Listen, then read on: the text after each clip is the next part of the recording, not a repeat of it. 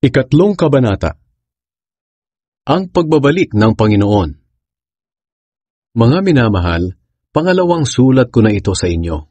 Sa mga sulat ko, sinikap kong gisingin ang kaisipan nyo sa kabutihan, sa pamamagitan ng pagpapaalala sa inyo ng ilang bagay. Nais kong ipaalala sa inyo ang mga salita ng mga propeta ng Diyos noong una, at ang utos na ibinigay sa inyo ng ating Panginoon na tagapagligtas, sa pamamagitan ng mga apostol na isinugo sa inyo. Una sa lahat, dapat ninyong maunawaan na sa mga huling araw ay darating ang mga manliliba at susundin ang masasama nilang nasa. Sasabihin nila, hindi ba't nangako si Kristo na babalik siya? Nasaan na siya ngayon? Namatay na ang mga magulang namin pero wala pa ring pagbabago mula ng likhain ng mundo.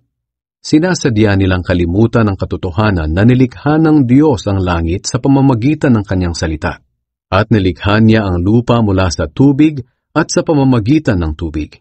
At sa pamamagitan din ng tubig, bumaha sa mundo at nalipol ang lahat.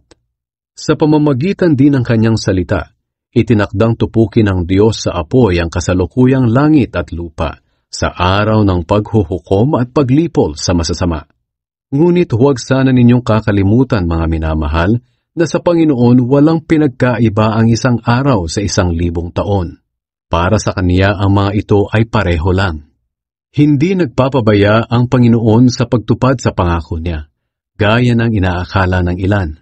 Ang totoo, binibigyan lang niya ng pagkakataong magsisi ang lahat sa mga kasalanan nila, dahil ayaw niyang mapahamak ang sinuman.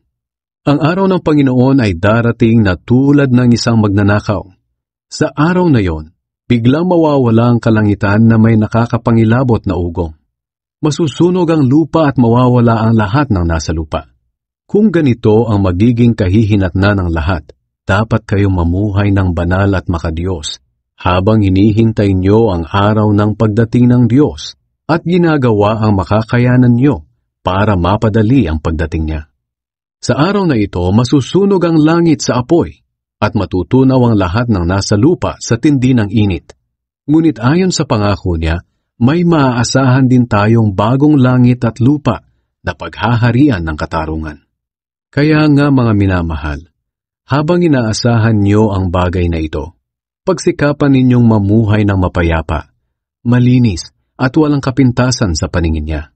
Alalahanin niyo na kaya hindi pa dumarating ang Panginoon ay para bigyan ng pagkakataong maligtas ang mga tao. Gaya nga ng mga isinulat sa inyo ng mahal nating kapatid na si Pablo sa pamamagitan ng karunungang ibinigay sa kanya ng Panginoon. At ito rin ang sinasabi niya sa lahat ng sulat niya.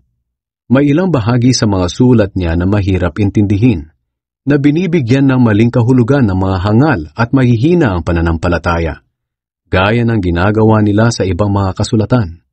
Kaya sila mismo ang nagpapahamak sa sarili nila. Mga minamahal, alam na ninyo ito kahit noon pa. Kaya mag-ingat kayo nang hindi kayo maloko sa pamamagitan ng mga maling aral ng mga taong suwail at mawalay sa mabuti ninyong kalagayan sa Diyos. Sa halip, lumago kayo sa biyaya ng Diyos at sa pagkakakilala sa ating Panginoon at tagapagligtas na si Hesukristo. Purihin siya ngayon at magpakailanman. Amen.